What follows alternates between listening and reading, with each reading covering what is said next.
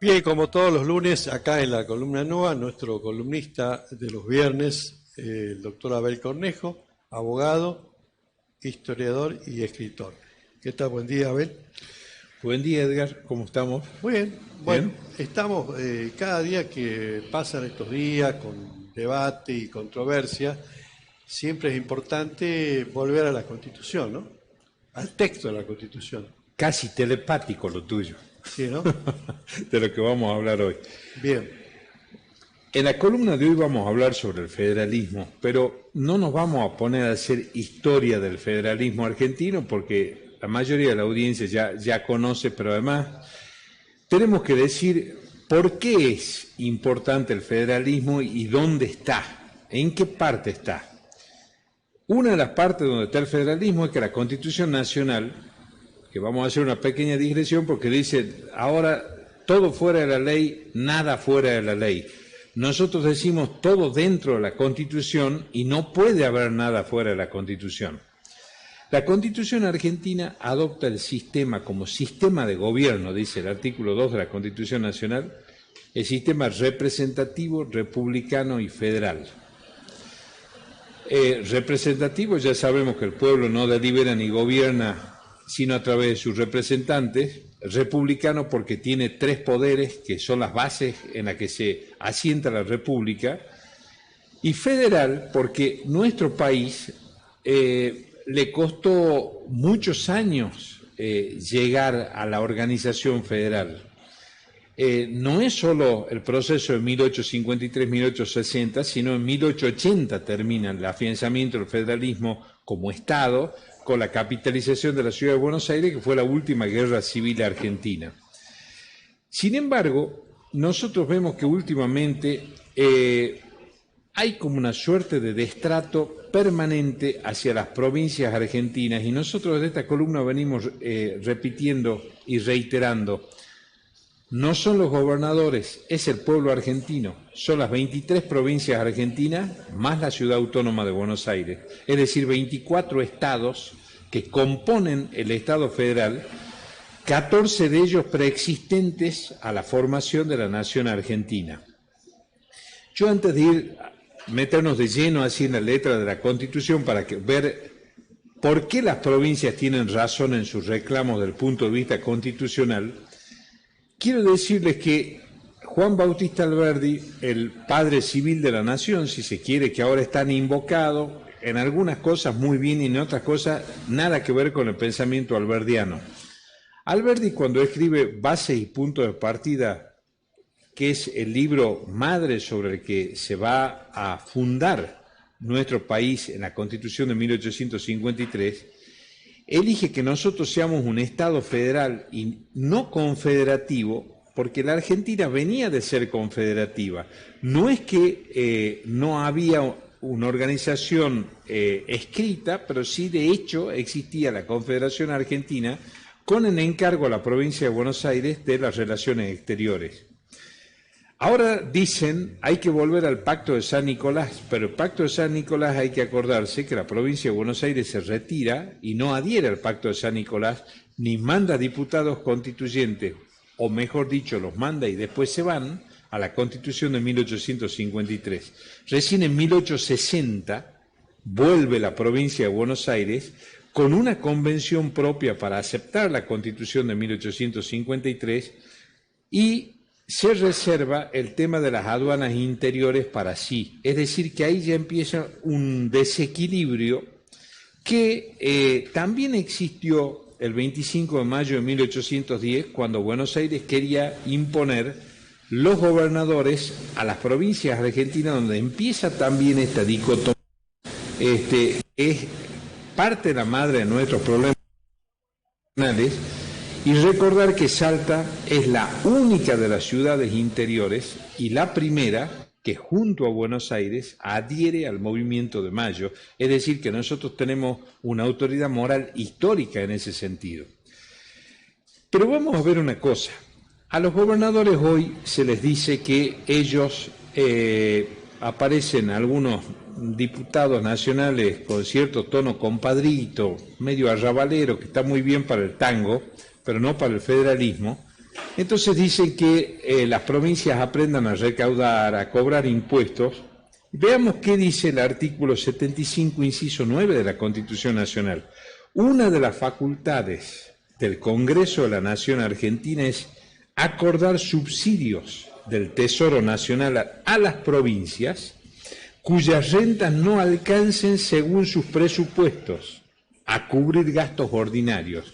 Esto no lo digo yo, esto lo dice este libro que es la Constitución de la Nación Argentina, esto que estamos viendo acá.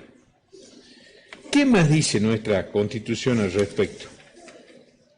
Establecer y modificar asignaciones, como facultad del Congreso de la Nación estamos hablando, establecer y modificar asignaciones específicas a recursos coparticipables por tiempo determinado, por ley especial aprobada por la mayoría absoluta de la totalidad de los miembros de la Cámara. Y también vamos a ver qué dice el artículo 124, porque la semana pasada yo veo que muchos de los medios de Buenos Aires, que son los medios mayoritarios, ocultan este tipo de cosas.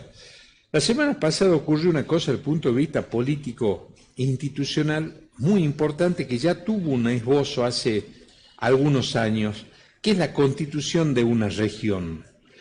Las regiones, desde el punto de vista del desarrollo económico-social, están previstas en el artículo 124 de la Constitución Nacional, donde dice que las provincias podrán crear regiones para el desarrollo económico-social y establecer órganos con facultades para el cumplimiento de sus fines y podrán también celebrar convenios internacionales en tanto no sean incompatibles con la política exterior de la nación. Hemos visto que la semana pasada distintos mandatarios del sur del país que se han autodenominado Provincias Unidas del Sur, parafraseando lo que dice la letra de nuestro himno nacional, han hecho una cuestión muy importante, que es reunirse para ver cómo puede la región buscar denominadores comunes para el desarrollo de cada una de esas provincias. No significa abolir las provincias, significa juntarse, como en algún momento se pensó en Salta con el Norte Grande, y como bien lo ha señalado el gobernador Gustavo Sáenz al decir que el norte es un gigante dormido. Pero entonces, para que sea un gigante dormido, es necesario y fundamental que se revierta algo que ha sucedido también el viernes de la semana pasada. Hubo una reunión convocada por el presidente mantuvo distancia de esa reunión, fue el jefe de gabinete, el ministro del Interior, y el secretario de Hacienda de la Nación, no fue tampoco el ministro de Economía. En esa reunión no se terminaron de poner de acuerdo porque otra vez está la cuestión fiscal, pero recordemos que la Constitución Nacional establece que facultad del Congreso de la Nación a las provincias que no le alcancen su presupuesto, un principio de solidaridad republicana ese además. Esto no es que haya una mala administración en todos los países de organización federal. Por ejemplo, ahora tenemos un modelo único e indiscutible que parece que es un dogma de fe, que son los Estados Unidos. Entonces, Estados Unidos no es que todo ese extenso país es un país riquísimo. Tiene partes que son extremadamente ricas y estados muy chicos. Bill Clinton, por ejemplo, ese gran presidente demócrata que tuvo los Estados Unidos, que fue gobernador de Arkansas. El estado de Arkansas es un estado absolutamente escaso de recursos, donde el gobierno de la Unión, el Estado federal de los Estados Unidos, acude con su presupuesto a poderle dar la cantidad que necesita para ese desarrollo integral. Acá hay una concepción filosófica alberdiana que, curiosamente, ahora cuando aborrecemos, yo no, pero se aborrece la justicia social, el bien común, los principios de la solidaridad, hay un principio republicano básico, que es el desarrollo armónico e integral del Estado. Para muchos de los que somos creyentes, hubo un pontífice de la Iglesia Católica, que fue Pablo VI, que sacó una encíclica en su momento, se llama Populorum Progressio, donde acuña una frase que para mí es central en este momento, que dice que el desarrollo es el verdadero nombre de la paz. Y hay preocupación por la paz social. ¿Por qué? No porque el pueblo argentino tenga ganas de protestar, tenga ganas de vivir en continua lucha. El pueblo argentino es un pueblo esencialmente pacífico y fundamentalmente no imperialista. Detalle no menor con un país como el nuestro. Pero entonces, si el desarrollo es el verdadero nombre de la paz, todos, sin excepción, no esta división entre argentinos de bien y argentinos de mal, porque eso no está en la Constitución nacional. Dice a todos los hombres del mundo que quieren habitar el suelo argentino. Eso dice el preámbulo de la Constitución nacional.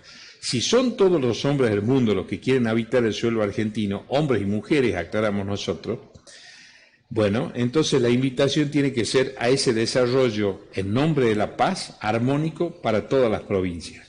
Termino esta columna con dos cuestiones que no tienen que ver y sí con este tema. Un 11 de marzo de 1976 desaparecía en Salta en un acto absolutamente aberrante el único gobernador desaparecido que existe en Iberoamérica, cuyo nombre fue Miguel Ragone, un gobernador elegido en forma casi plebiscitaria por el voto popular y que años tardó la justicia en poder lograr esclarecer algo de ese crimen aberrante, pero que nuestra memoria jamás debe perderse en ese sentido.